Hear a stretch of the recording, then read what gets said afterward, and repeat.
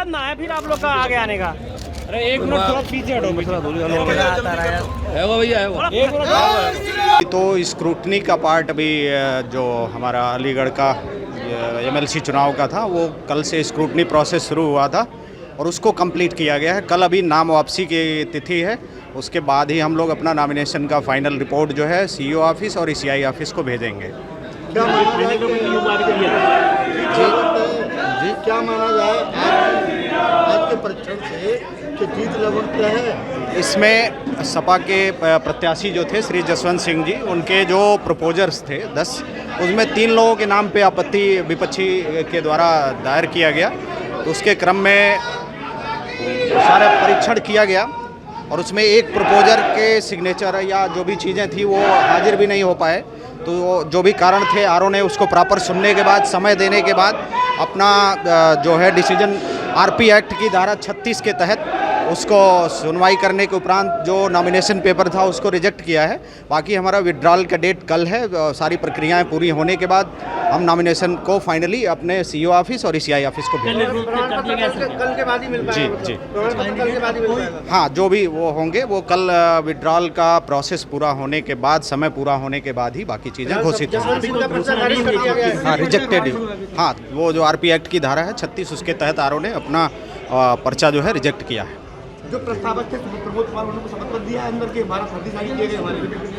नहीं, ऐसा नहीं संज्ञान में है हमारे, लेकिन जो भी है सारी चीज़ें सुनवाई होने के उपरांत ही आज का समय भी दिया गया था। उन लोगों के अनुरोध पर दिया गया था कि 10 बजे का समय हमें दे दिया जाए। तो जो एक प्रस्तावक जिन पे आपत्ति है वो उनको हाजिर कराया जाएगा, तो वो नहीं हो सका, इसकी वजह से वो इस वजह से पर्चा खारिज कर। उसमें प्रॉपर रीजंस हैं, वो आरओ का डिसीजन होता है। उन्होंने प्रॉपर समय देने के बाद सारी चीज़ों संलग्न प्रपत्रों का अध्ययन करने के उपरांत डिसीजन लिया है। Thank you sir.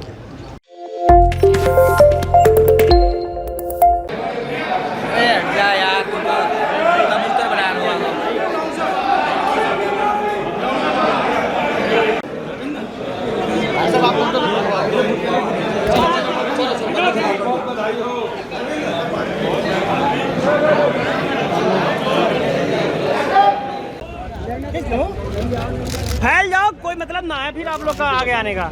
अरे एक मिनट थोड़ा पीछे हटो है वो भैया है वो एक मिनट। तो स्क्रूटनी का पार्ट अभी जो हमारा अलीगढ़ का एमएलसी चुनाव का था वो कल से स्क्रूटनी प्रोसेस शुरू हुआ था और उसको कंप्लीट किया गया है। कल अभी नाम वापसी की तिथि है, उसके बाद ही हम लोग अपना नॉमिनेशन का फाइनल रिपोर्ट जो है सीईओ ऑफिस और ईसीआई ऑफिस को भेजेंगे। क्या माना जाए जी क्या माना जाए आज के परीक्षण से कि जीत लगता है? इसमें सपा के प्रत्याशी जो थे श्री जसवंत सिंह जी, उनके जो प्रपोजर्स थे 10, उसमें 3 लोगों के नाम पे आपत्ति विपक्षी के द्वारा दायर किया गया। तो उसके क्रम में सारा परीक्षण किया गया और उसमें एक प्रपोजर के सिग्नेचर या जो भी चीज़ें थी वो हाजिर भी नहीं हो पाए। तो जो भी कारण थे आरओ ने उसको प्रॉपर सुनने के बाद, समय देने के बाद अपना जो है डिसीजन आरपी एक्ट की धारा 36 के तहत उसको सुनवाई करने के उपरांत जो नॉमिनेशन पेपर था उसको रिजेक्ट किया है। बाकी हमारा विड्रॉल का डेट कल है। सारी प्रक्रियाएं पूरी होने के बाद हम नॉमिनेशन को फाइनली अपने सीईओ ऑफिस और ईसीआई ऑफिस को भेजेंगे। कल के बाद ही मिल पाएगा? जी कल के बाद ही मिल पाएगा? हाँ, जो भी वो होंगे वो कल विड्रॉल का प्रोसेस पूरा होने के बाद, समय पूरा होने के बाद ही बाकी चीज़ें घोषित होंगी। हाँ, रिजेक्टेड। हाँ, वो जो आरपी एक्ट की धारा है 36 उसके तहत आरओ ने अपना पर्चा जो है रिजेक्ट किया है। जो प्रस्तावक थे प्रमोद कुमार उन्होंने शपथ दिया है अंदर के हमारा शादी किए गए हमारे?